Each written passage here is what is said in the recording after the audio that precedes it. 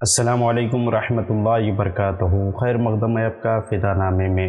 دوستو، آج کی سیڑھی میں ہم امام الجلیل شیخ الکبیر حجت الاسلام حکیم الامت کاشف الغمہ عارف اللہ صاحب اسرار و معارف امام الاولیاء شیخ الاسفیاء وارث علوم مصطفیٰ صاحب علم و تقوی حضرت ابو محمد بن امام غزالی رحمہ اللہ علیہ کا ذکر خیر کر رہے ہیں۔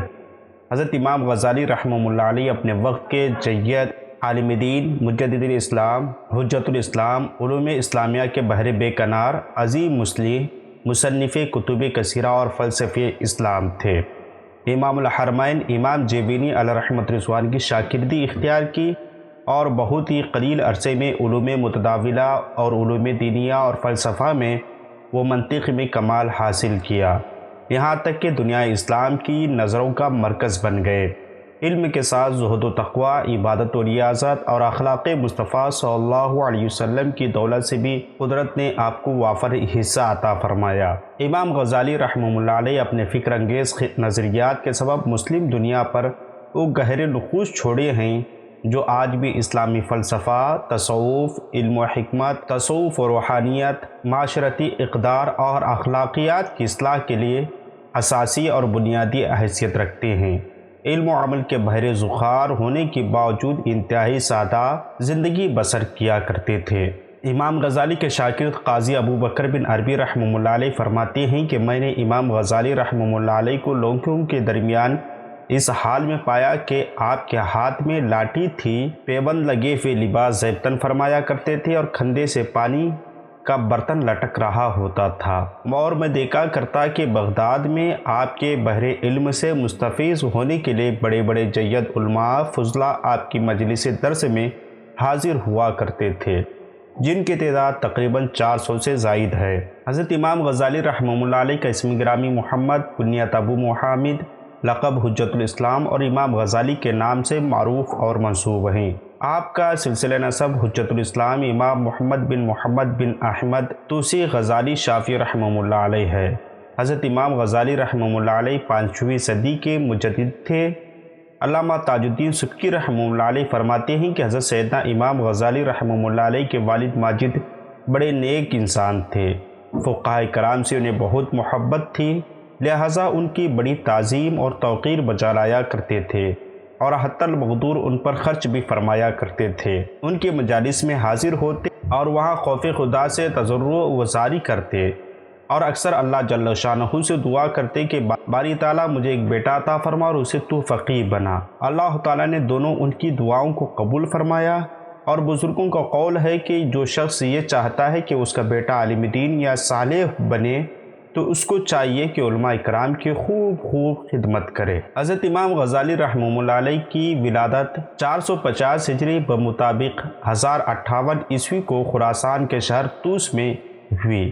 آپ کے والد ماجد دھاگے کی تجارت کیا کرتے تھے، اس مناسبت سے آپ کا خاندان غزالی کہلاتا تھا۔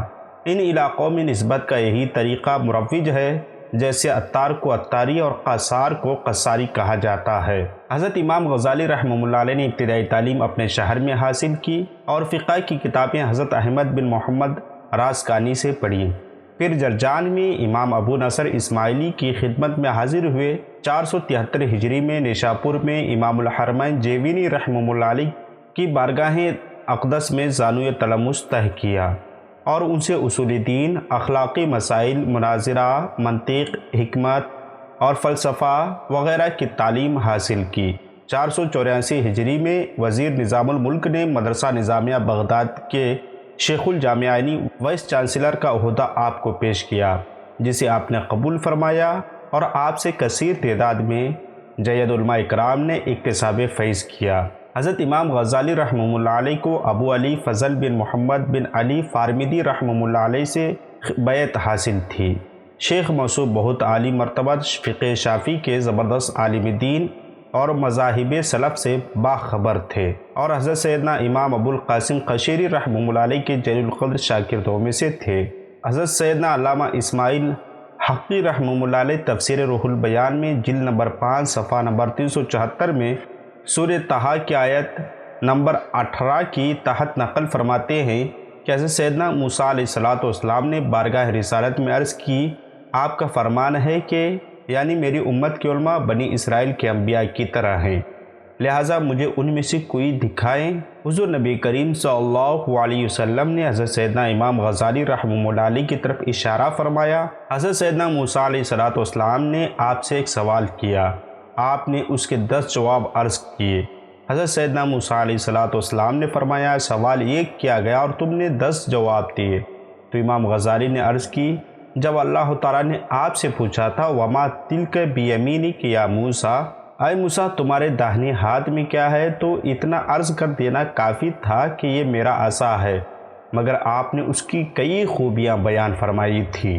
گویا حضرت امام غزالی رحمہ اللہ علیہ حضرت سیدنا موسیٰ علیہ السلام کی بارگاہ میں عرض کر رہے ہیں، جب آپ کا ہم کلام باری تعالیٰ تھا تو آپ نے وفور محبت اور غلبہ شوق میں اپنے کلام کو طول دیا تاکہ زیادہ سے زیادہ وقت رب کریم سے شرف کلامی کا شرف حاصل ہوتا رہے، اور اس وقت مجھے کلیم خدا سے گفتگو کا شرف حاصل ہو رہا ہے، اس لیے میں نے بھی شوق و محبت میں کلام کو طول دیا ہے۔ حضرت سیدنا امام ابو الحسن شاذلی رحمہ اللہ علیہ فرماتے ہیں، میں خواب میں زیارت رسول صلی اللہ علیہ وسلم سے مشرف ہوا تو دیکھا کہ حضور رحمت عالم صلی اللہ علیہ وسلم حضرت سیدنا موسیٰ علیہ السلام اور حضرت سیدنا عیسیٰ علیہ السلام کے سامنے حضرت امام غزالی پر فخر کرتے ہوئے فرما رہے ہیں، کیا تمہاری امتوں میں میرے غزالی جیسا کوئی عالم ہے؟